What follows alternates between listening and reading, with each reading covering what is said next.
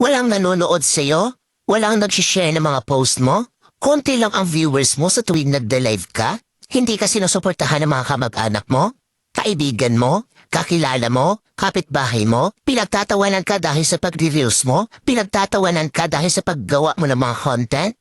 Ito ang tatandaan mo. Huwag kang huminto. Huwag kang susuko. Huwag kang papaapekto sa sasabihin ng ibang tao tungkol sa'yo.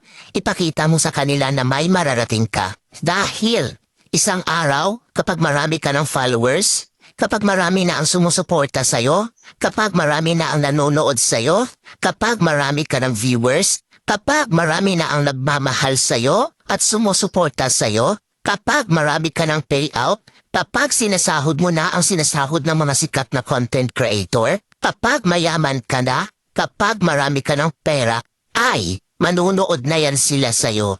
Sila na ang kusang lalap